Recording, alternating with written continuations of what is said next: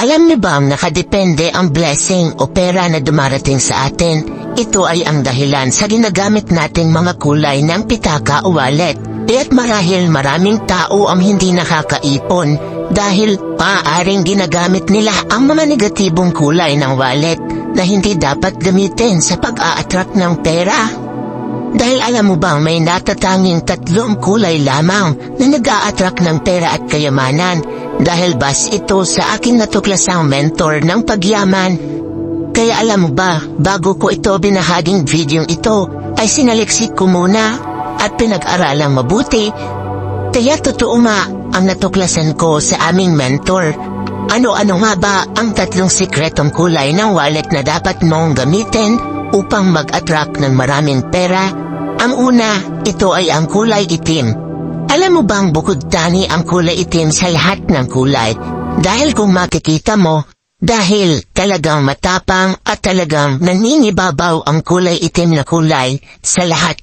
Ang isa pa sa benepisyo ng kulay itim na wallet, ito ay nagmamagnet ng napakaraming salapi.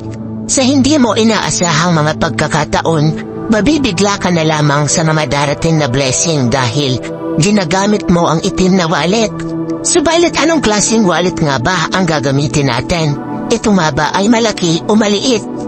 Base sa aking napag-aralan sa aming mentor, kayaman mong gamitin ang kulay itim na wallet.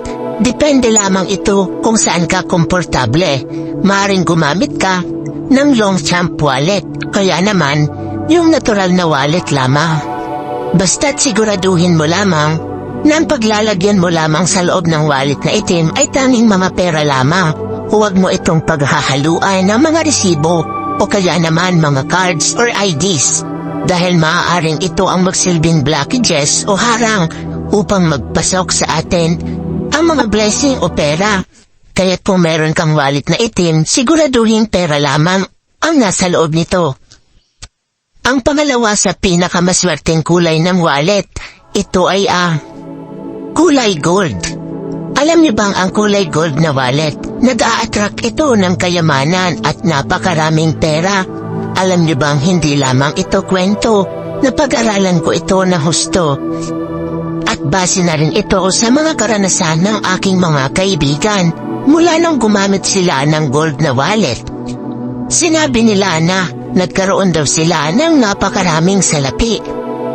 Dahil alam mo ba noong sinaunang panahon pinaniniwalaan ito na ang kulay gintong wallet ay talaga namang nagpapahiwatig na hindi ka mauubusan ng pera. Siguraduhin lamang na talagang kulay ginto ang kulay nito, walang halong ibang kulay. At siguraduhin lamang na ang paglalagyan mo sa loob ay tanging pera lamang. Huwag kang maglalagay ng mga resibo, mga IDs o cards. Bukod dito, ang kulay gold na wallet ay napakaswerte rin pala nito sa negosyo.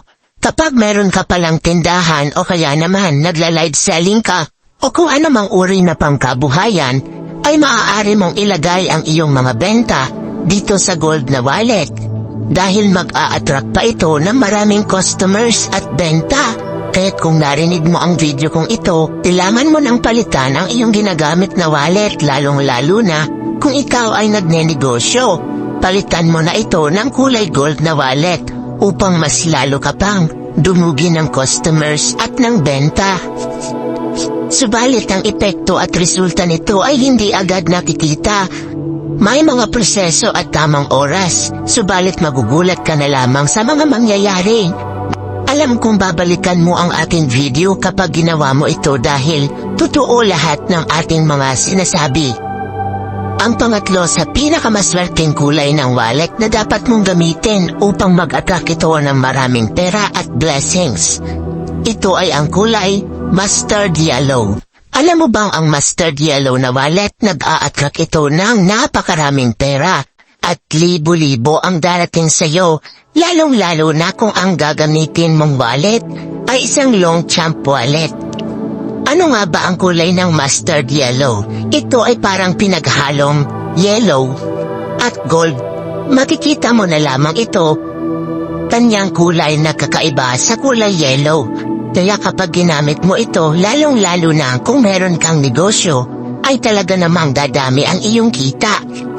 At Ngunit kung ikaw naman ay nag-iipon ng pera sa bangko, mas mainam na mustard yellow na wallet ang paglalagyan mo ng iyong pera. Dahil sinasabi sa mustard yellow, ito ang kulay na ang karisma. Ibig sabihin nag-a-attract siya ng kahit anong positibong blessing na darating sa'yo. Kaya't mas mainam na palitan mo na ang iyong ginagamit na wallet. Palitan mo na ito ng kulay mustard yellow. Dahil ang mustard yellow na wallet ay napakagandang gamitin ito. Hindi lamang sa negosyo kundi sa pang-araw-araw mong ginagamit. Subalit kung mayroon kang maliit na wallet na mustard yellow ang kulay, okay na rin ito. Basta't ang importante ay ang kanyang kulay ay hindi magbabago o walang halong ibang kulay. At yang tatlo ang pinakamabisang kulay ng wallet na dapat niyong malaman. Dahil alam niyo bang ang kulay ng wallet ay napaka-importante nito sa atin, lalong-lalo na naghahangad tayo ng mga bagay o kayamanan dito sa mundo. Dahil ang kulay ay nakadisenyo rin ito sa ating buhay. Subalit paalala lamang, lahat ng swerte dito sa mundo ay hindi nakukuha sa mga kulay o kung ano paman. Dahil ang swerte ay nakukuha ito sa mga taong masisipag, masisinop at madiskarte, nagtatrabaho at nagsisikap. Darating sa iyo ang swerte kapag ikaw ay kumikilos. Kaya walang mangyayari kung aasa na lamang tayo sa mga kulay at swerte. Kailangan pa rin natin kumilos at magtrabaho. Ito ay isang gabay lamang. Kailangan mo pa rin sabayan ng sikap at pananalig sa Panginoon bago mo gawin ang mga aking ibinahagi sa inyo. Sana ay naliwanagan kayo sa videong ito. Maraming salamat. Sana ay may natutunan kayo.